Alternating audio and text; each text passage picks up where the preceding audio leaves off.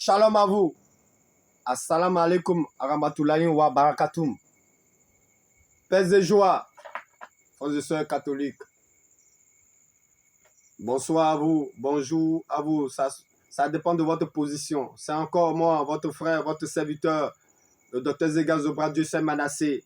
Je suis là encore pour vous parler. Ça fait quelques jours que nous ne sommes pas vus. Oui, le corps a pris un coup et nous sommes beaucoup occupés. Et bien donc c'est ce qui a donné cela, voilà. Mais aujourd'hui nous y sommes, alors donc nous allons encore parler.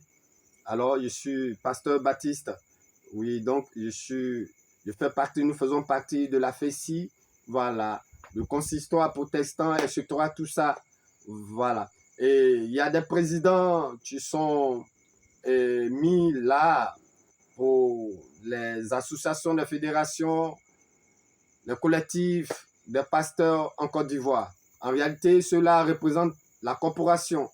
Est-ce que vous comprenez? Tout l'ensemble des chrétiens pour se prononcer sur les situations du pays, les situations qui touchent l'Église elle-même. Est-ce que vous comprenez? Vous voyez la pédophilie. Oui, le pape qui vient de mourir a dit, vous connaissez ce qu'il a dit, mais vous voyez, l'Église s'est prononcée, l'Église catholique. Voilà, l'Église catholique romaine s'est prononcée. L'Église catholique romaine, les cardinaux se sont divisés. C'est de ça il est question. Parler, assumer sa position, même quand votre leader dit des choses qui ne sont pas orthodoxes. Vous ne devez pas aller dans le sens d'être orthodoxe. Non. Je connais des prêtres, des évêques ici en Côte d'Ivoire qui ont dit niet à cette idée démoniaque de pédophilie, de mariage, de d'homosexuels dans l'église. Mais pourtant l'église protestante ne s'est pas prononcée. Malheur, malheur à nous. J'ai un message pour vous. Repentons-nous et repentez-vous. Vous nous faites tous pécheurs, coupables par votre mutisme. Alors que longtemps, d'il y a des années, nous avons péché et l'Église ne se repent pas sur le fait sur lequel il doit se repentir, mais il nomme autre péché.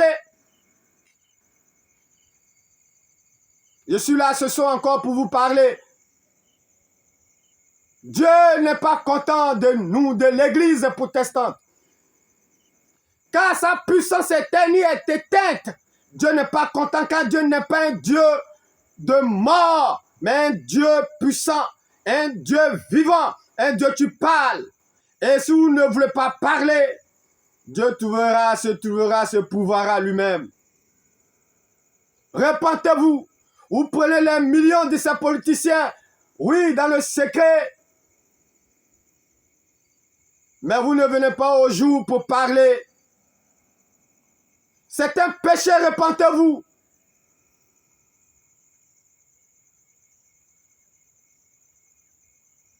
Quand nous sommes unis en association, ça veut dire qu'il y a un président, tu dois parler au nom de cette association. Sinon, chacun se lève pour aller parler au président. Il y a beaucoup, tu te lèves, tu parles. On ne peut pas se lever qu'on appelle en catimini ou bien discrètement sur le couvert de gens qu'on appelle un semblant d'humilité pour dire qu'on parle au président, pour dire qu'on fait ceci. Pourtant, vous êtes en association. Votre association sert à quoi? La fédération l'a fait si. S'il ne peut, il ne sait même pas. Il y en a tellement qu'il ne sait même pas quoi dire. Il y en a même que je ne connais même pas leur nom. Repentez-vous. Le troisième mandat du président, là, ça, vous ne vous êtes pas prononcé là-dessus. Pourtant, nos confrères, les évêques, se sont prononcés. Voilà un quatrième mandat. La liste électorale, tu poses problème. Tu actuellement donnes des tensions.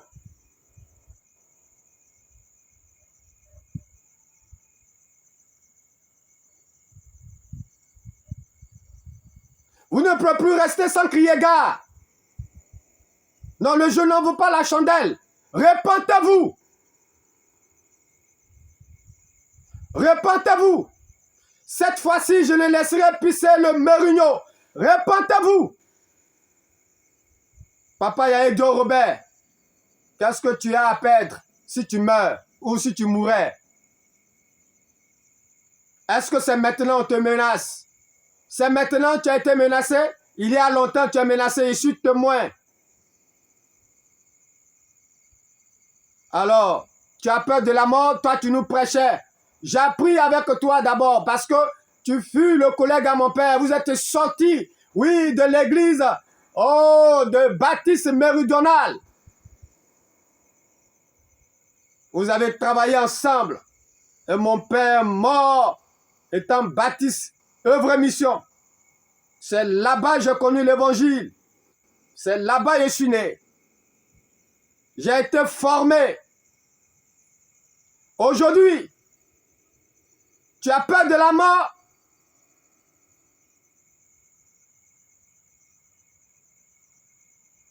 C'est une honte pour l'Église quand vous ne parlez pas. Vous êtes nos pères. Vous êtes ses références. Mais que les faux prennent pour salir l'Église. Et donc vous êtes coupables. Repentez-vous. Dieu me dit de vous repentir. J'ai amené des démarches pour venir te parler personnellement. Mais ton protocole que tu as mis, ce protocole, il faut le casser. Dieu ne te demande pas de faire un tel protocole. Dieu me charge de te dire. Parce que ce protocole a déjà empêché plusieurs fois qu'il vienne te parler. Mais c'est sous ton ordre, bien sûr. Hein? Parce qu'un protocole ne peut pas refuser. Sur les prétextes, non, on est occupé, ou bien non, pour le moment, ceci, oh non, c'est là. Non, non, non, non, non, non, non. Tu mets un protocole administratif classique au sein de l'église. Le paganisme rentre dans l'église et répands-toi, le vieux. Change ta politique.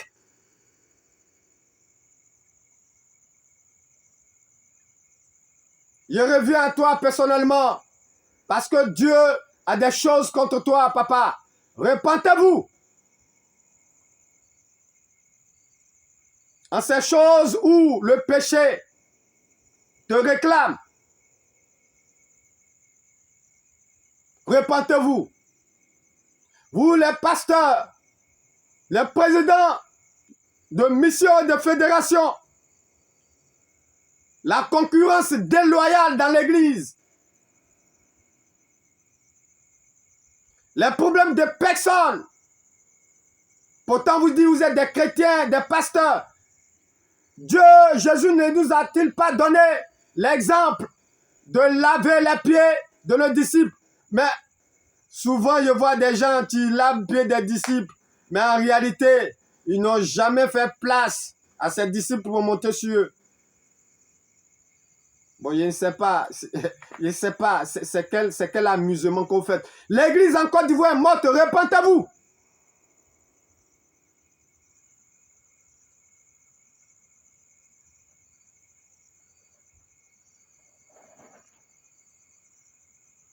L'église doit être non seulement puissante dans l'église, dans les quatre murs, mais aussi dehors et envers l'État. C'est parce qu'on reconnaît la puissance de l'église qu'il y a séparation de l'église et de l'État. Mais on ne sent pas cette église dans cette nation. Je veux parler de l'église protestante, bien sûr. Je ne parle pas de l'église qu'on appelle catholique romaine. Alors je félicite déjà les évêques. Oui, si je pouvais être, oui, pasteur catholique romain, à cause de seulement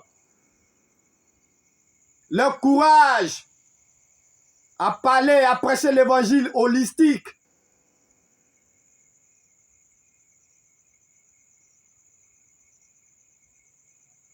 J'ai honte de dire que je suis protestant, alors que nous disions que nous sommes les gens de la parole.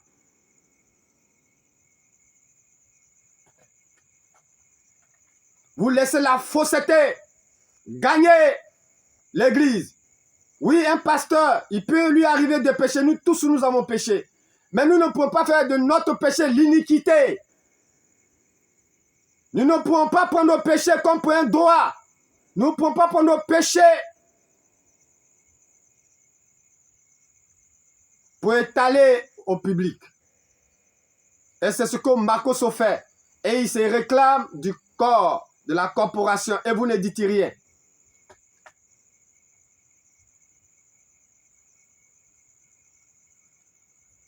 Les pasteurs dealers des drogues, vous ne les dénoncez pas. Ceux-là font des programmes avec vous. Vous allez me dire que vous ne les connaissez pas? C'est faux. Vous le savez très bien. L'église est morte. L'église est morte. On a besoin de réveiller l'église. Repentons-nous. Dieu nous demande de nous repentir, car il y a quelque chose contre nous. Notre mutisme, notre lâcheté.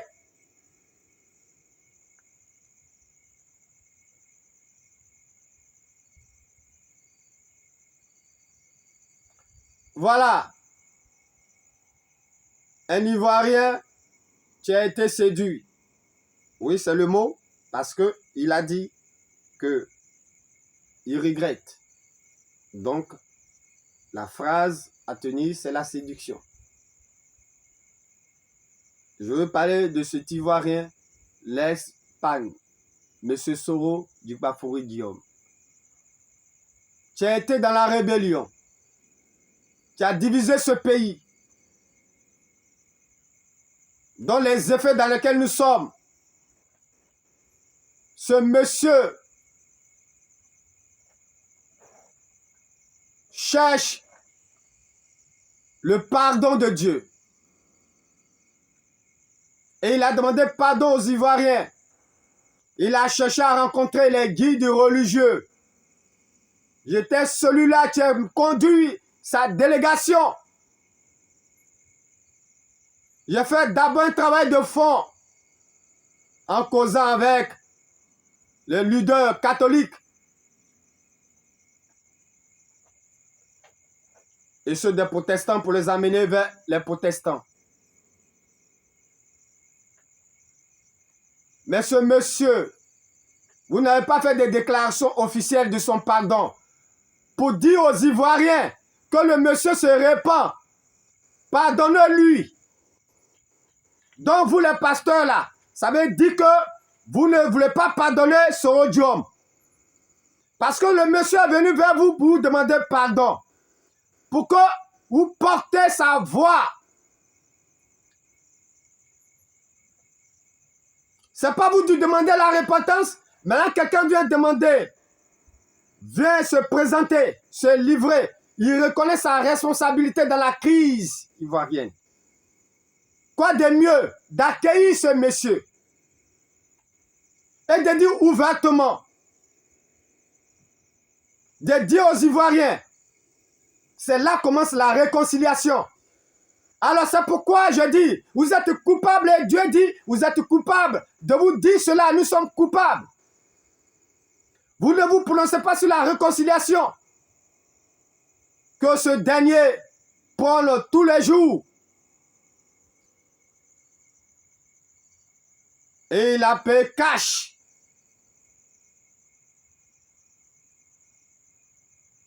De vouloir parler de la réconciliation. Aujourd'hui, il est en exil. Vous dites quoi? Vous dites quoi? Parce que vous ne voulez pas le pardon, donc vous ne voulez pas parler de son pardon aux Ivoiriens, au peuple, pour faire savoir que le monsieur demande pardon? Pourquoi il est venu vers vous? Est-ce que c'est à vous seulement il a fait le mal? C'est à tous les Ivoiriens. Mais l'apôtre Paul, il a égorgé, il a mis les gens en prison. De par lui, les gens ont été égorgés, de par lui, les gens ont été assassinés, de par lui, les gens ont été mis en prison, de par lui, les gens, leurs biens ont été gelés, etc. Mais le jour où il a rencontré, il a reconnu sa responsabilité néfaste, il s'est repenti. Oui, beaucoup de chrétiens hésitaient de sa sincérité. Mais voilà un apôtre Paul. Voilà l'histoire qui ressemble à celle de l'apôtre Paul.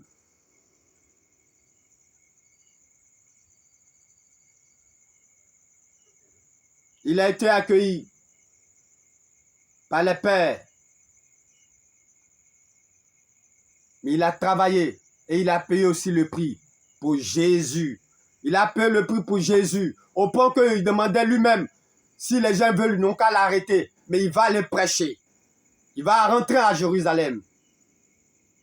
Il était prêt pour les Romains parce que son parti dans lequel il était contre lui. Et ceux qui l'avaient assassiné, ceux qu'on appelle, qui faisaient arrêter, c'est-à-dire les chrétiens, beaucoup étaient contre lui, ne croyaient pas en sa sincérité. Pourquoi ce monsieur vient vers nous? Est-ce qu'il est honnête? C'est comme ça les gens disent des sorodium. C'est comme ça plusieurs Ivoiriens disent. Oh, le chef ne change pas sa manière de s'asseoir. Oh, il n'a pas encore changé. Pourtant, le monsieur demande pardon. Qui parmi vous a demandé pardon publiquement? Mais au moins le pardon nous amène à savoir quand même que quelqu'un veut changer, même si dans son cœur il ne veut pas changer, mais au moins le pardon nous donne crédit. Ce n'est pas honnête, cher pasteur, de vous taire sur le pardon de quelqu'un et tu demandes la réconciliation nationale. Voilà Laurent Gbagbo et le président Alassane. Le président Laurent Gbagbo et qu'on appelle son frère. Vous ne parlez pas, vous ne pouvez pas trouver des stratégies.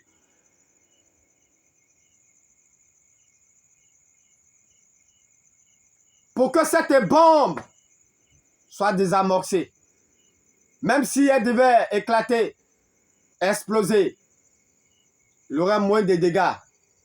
Mais je ne suis pas sûr que vous êtes dans une posture de pouvoir faire éclater la bombe pour qu'elle ait moins de dégâts. Mais là où nous partons, ça sera encore plus de dégâts par votre posture hétérodoxe, par votre posture hérétique, par votre posture inique. Repentons-nous. C'est pour cela que je lance un appel à tout pasteur qu'on se réunisse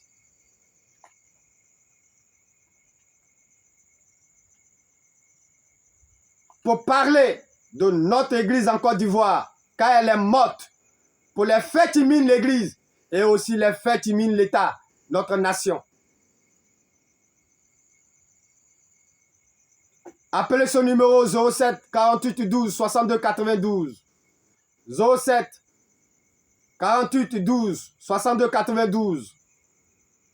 Un lieu, une date vous sera communiqué. Inscrivez-vous. N'ayez pas peur. J'ai besoin de ceux qui sont honnêtes, qui ne sont pas malhonnêtes. Je n'ai pas besoin des lâches. Nous avons besoin de ceux qui peuvent se consacrer pour l'évangile, mourir pour l'évangile. Tout c'est trop dans notre milieu. Tout c'est trop. Nous n'en voulons plus du mutisme, de la malhonnêteté, du silence sur les sujets cruciaux. Tu domines